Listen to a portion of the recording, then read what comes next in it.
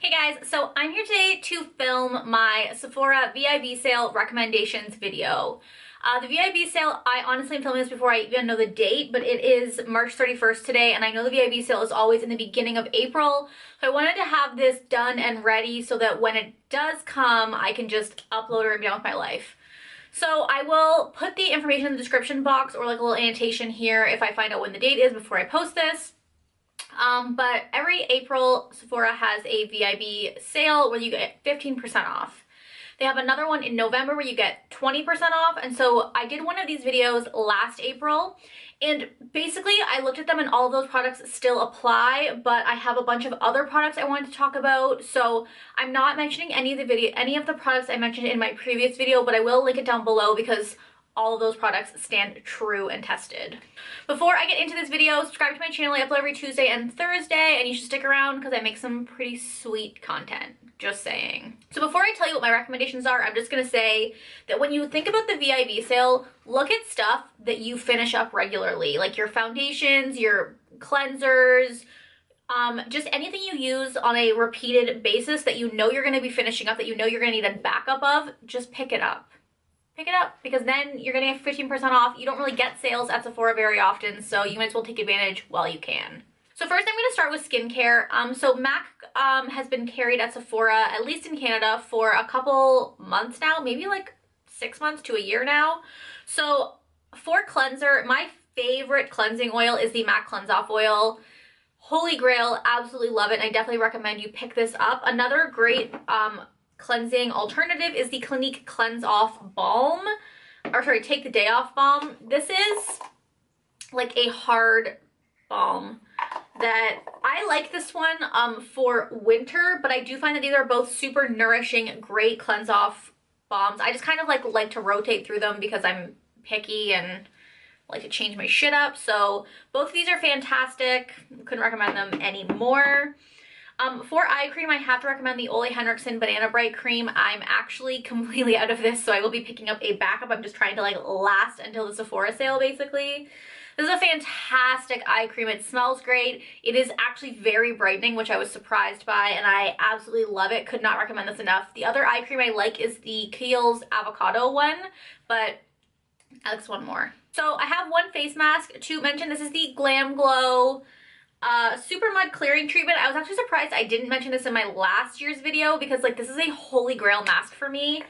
I might have to pick up another one, although I am thinking about picking up the Origins charcoal one just to have another kind of less expensive charcoal mask in my regimen so that I'm not always reaching for this one, because this one is $80. I picked this up at Shoppers actually because I can get it there, and I have tons of Shoppers points. So if you're in Canada, think strategically about the VIB sale and Shoppers Drug Mart's Spend Your Points events, because I bought some things a couple months ago from, like probably last month from Shoppers because I had points and they had a Spend Your Points event. So instead of buying them, I got them for free at Shoppers. So I will link my Shoppers Drug Mart haul down below so you can see what I got from Shoppers. But yeah, I definitely recommend the GlamGlow mask. It's my favorite mud mask for really clearing out the skin. It's expensive, but it's totally worth it. For moisturizer, I love the Laneige Water Bank Moisture Cream for normal to dry skin. Again, everything in this video is pricey. It smells like fresh, almost has like no scent to it. It's just a really nice moisturizer. It goes on super thin, but it still feels really nourishing. In the very cold months of Canada's weather with my dry skin, this is a little too light for me, but the rest of the year it works totally fine for me as a moisturizer, and I absolutely love this moisturizer. I think this is my third or fourth one of these that I've purchased, so that tells you how much I love them. The last skincare item that is half mask, half moisturizer is the Origins Drink Up Intensive Overnight Mask to quench skin's thirst. I cannot rave about this enough. This is the best overnight moisturizing mask I have ever tried. Better than the GlamGlow, better than like all the other ones I've tried. First of all, it smells like really citrusy, which I love. This is like $30. You get 3.4 fluid ounces, and you need the smallest amount on here. Every time I do a mud mask, I put a sheet mask on, and then I use this as my overnight mask to help kind of counteract the drying effects of the mud mask. And this is just my holy grail overnight mask, moisturizing mask. I also couldn't believe that I didn't mention this in my last year's video either because it's just so perfect. I use it all the time in the winter when it's just super dry out. This is it for me. And like on here it says you can apply it and like tissue off excess, but like I just slather it on, go to bed, and my skin drinks this stuff up. It's so good. Okay, so that is all the skincare. I feel like I'm speeding through this. I have 17% battery left, so we're giving her. For primer, I literally just purchased this. This is the Milk Makeup Hydro Grip Primer. I'm really into this. At first, I wasn't sure how I felt about it. I do think that, like, I used to squirt foundation onto my fingers. I'd kind of mix it in and I'd wipe it on my face. But I find that doesn't work very well with the grip primer because it's gripping the foundation. I find that I need to put the foundation on the back of my hand, use my beauty blender, and then kind of bounce it around my face. It works much better that way, but this does make your skin look glassy and beautiful. I don't find that it dries out my skin, but it does keep my primer or my foundation stuck to my face. It just is so beautiful. I absolutely love this so much. You put it on and then you kind of leave it to dry for like 30 seconds to a minute so that it gets tacky, and then you put your foundation over top. It's just, it's magical. I love this so much. For foundation, I have been obsessed with the Too Faced Born This Way foundation. I actually bought this a couple of years ago and I used it and I was like never really in love with it. I actually thought it wasn't glowy enough for me, so I used to mix it with like my Becca Backlight Priming Filter, but I don't know, I bought this a couple months ago and I have been obsessed with it. It's what I'm wearing today. It's glowy, it's dewy, it's full coverage. I'm in the color Snow. I do think they need some better color selection. I know they're releasing new colors actually, because I do think their fair shades are shit. Actually, maybe they're releasing new colors of their concealers. That's what it is, I think. But yeah, I love the Too Faced Born This Way foundation. If you like a natural radiant finish, this is it. It's medium to full coverage, buildable, just a beautiful foundation, and I tell everyone to buy this. It's so good. Well, on the note of foundation, I do have to say, just buy a fucking beauty blender. You're gonna use them up. You're gonna need them. This is one of those things where I'm like, why am I not buying a beauty blender every VIB sale? It's $20. Just put it in your cart, save your 15%, and move on with your life. So get one. I have like 6. I actually really like the blue ones for some reason. I don't know why. Okay, for powder, I have talked about this nonstop lately, but I can't stop talking about it. This is the Fenty Beauty Pro Filt'r Instant Retouch Setting Powder in the shade Lavender. First of all, this packaging is to die for. But it is literally a lavender powder. I hope that's focusing. It's so subtle, and like it's so finely milled, and like it just makes your skin feel soft and smooth, but it's also extremely brightening. I did a first impression on this, and I did it one eye with this and one eye with my RCMA No Color Powder, and the brightening effects of this are undeniable. Like I literally was like, oh, I don't have under eye circles anymore. When did that happen? It's so good. I couldn't recommend it anymore. You're getting tons of powder for such a small price. I only use it for my under eyes, so this will literally last me like till I die. Riri killing the game. Bronzer I have to recommend is the Too Faced Chocolate Soleil bronzer. I'm obsessed with this bronzer. I actually tried it in August. My best friend came over, we did our makeup together, which I filmed, and she made me use this. And I didn't wear bronzer before this. I had never liked bronzer. I could never find a bronzer I liked, and now I wear bronzer every single day. I absolutely love this bronzer. It's such a beautiful tone. I mean, I know everyone and their mom has talked about this bronzer, but like I wasn't listening, obviously. It's just like such a beautiful neutral tone with a slight warmth to it. It looks beautiful on my skin. This packaging is magnetic and beautiful, and like I can't tell you how much I love this bronzer. I picked it up in like September and I have been using it nonstop. Okay, next up we have highlight, and like the theme of this video is Fenty Beauty. The Fenty Beauty Killawat highlighters cannot be beaten. This is Lightning Dust and Fire Crystal, which is my favorite one. I'm actually not wearing it today because I tried the new Jacobs Elf palette out, but I've worn this in so many of my recent videos. These shades are undeniably perfect. I'm so glad someone came out with a fucking pink toned highlighter. She has so many different shades, so many shades for medium to light to deep skin tones. It's so great. The formula is amazing. I also have it in Sandcastles and Minted Mojito. I think this is limited edition, but like this taupe shade, stop. This is actually a Killawat foil highlighter, which is different. And again, this is limited edition, so I don't want to talk about it too much, but definitely check out one of the Killawat highlighters. They're so good. I love the duos. I'm thinking about picking up the new pink one that she just released. That looks beautiful, but they also just launched a bunch of new ones I saw online, and they launched new bronzers. I might need one of those. So yeah, Riri, as usual, is killing the game.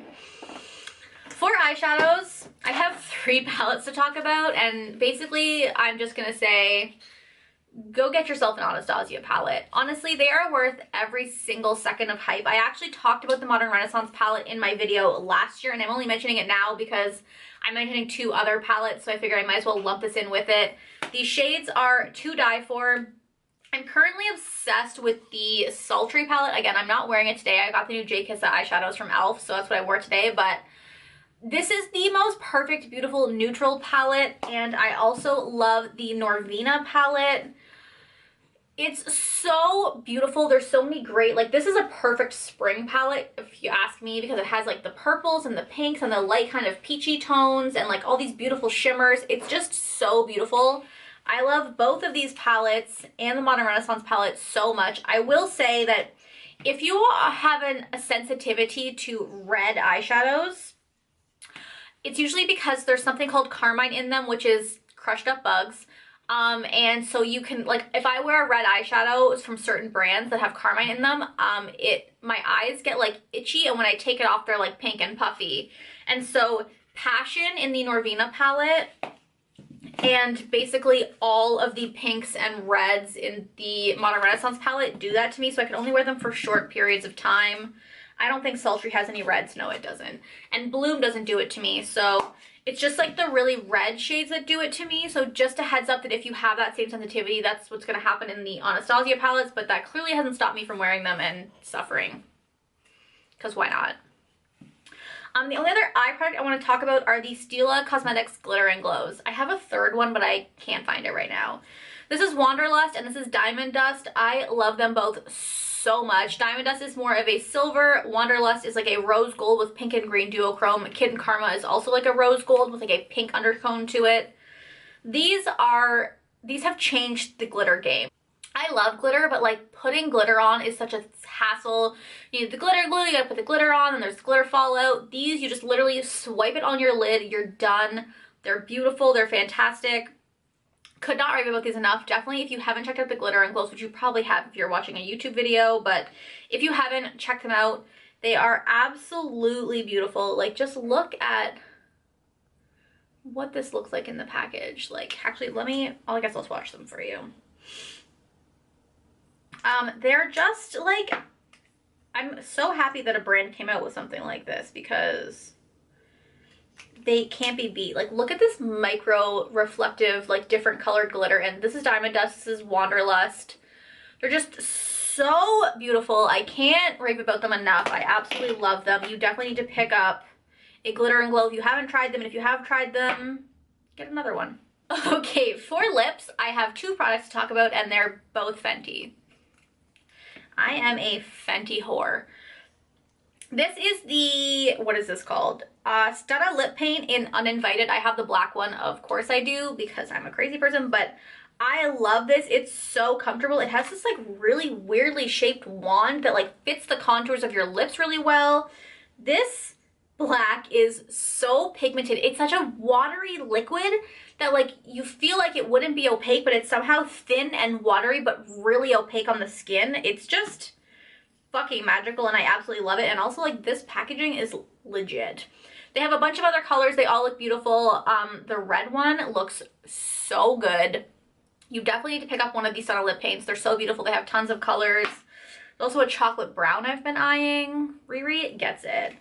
I also love her regular lipsticks. These are called the Mademoiselle lipsticks. So they're matte lipsticks. First of all, I have the color Ya Dig, which I don't think gets enough hype. It's a blurple, I would call it. It looks blue on camera when I'm looking at it, but in person it's definitely a blue with really purple undertones. And I also have the color Griselda, which is this perfect kind of wine plum color. Oh, so beautiful.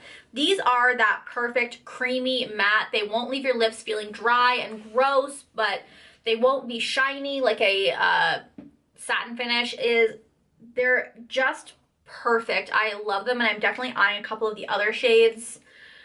Also, this packaging is beautiful. Like, it's so tiny and sleek, and I love it. This is a sample size I got because I saw they had Griselda, and I was like, yes, please. So yeah, I absolutely love the Mademoiselle liquid lipsticks, and I think that, or sorry, just regular lipsticks. And like, I'm kind of more leaning towards regular lipsticks now that like the liquid lipstick bandwagon has kind of died down a little bit. I just like a regular lipstick better on my lips. I find they're more comfortable. So, and especially because I have dry ass skin and dry ass lips. So yeah, love these. But these are also a very comfortable liquid lipstick, so I recommend them both. Then I'm going to say also on the MAC line, get MAC Fix Plus. If you haven't tried MAC Fix Plus, where the fuck have you been? I know I was one of the people that was like, that's stupid and I don't need it. It doesn't make any sense. But it is magical. It literally does take all the powderiness away from your face and makes your skin look alive and fresh and perfect. And honestly, just get every setting spray. Get your favorite setting spray. Get whatever setting sprays. I actually want to get the new... what is that? I don't know what the brand is called, but it's like a watermelon one. But I have like 7 setting sprays on the desk next to me. So I told myself I'm not allowed to buy a new setting spray until I finish some of those up. So I'm really sad about it. Oh, also the new Anastasia Dewy Glow setting spray looks bomb. So yeah, get a setting spray, but also get Fix Plus. I'm a setting spray fucking addict. I also think they don't work, but I still want them. This one works in that, I don't think they work in that they make your makeup last all that much longer, but I do think they work in that they make your skin look fresh and beautiful and make your makeup kind of melt together, which is what I want them for anyway, so I'm not that concerned. And lastly, I'm gonna say buy a perfume. I have Thierry Mugler's Alien here because this is what I got for Christmas. I am running out of Flower Balm, so I'm thinking about picking that up, but get a perfume. Perfumes never go on sale. They're expensive as fuck, and if you have a favorite perfume or perfume you wanted to try, pick it up because it can't hurt. Okay, I sped through that, and my camera now has 7% battery, and there's a cat hair on my nose that I can't find. I got it. So thank you guys for watching. I hope you enjoyed this video. Let me know down below what your favorites are from Sephora and what you're picking up from the sale, because I am already building a cart. So thank you for watching, and I'll talk to you guys next time. Bye.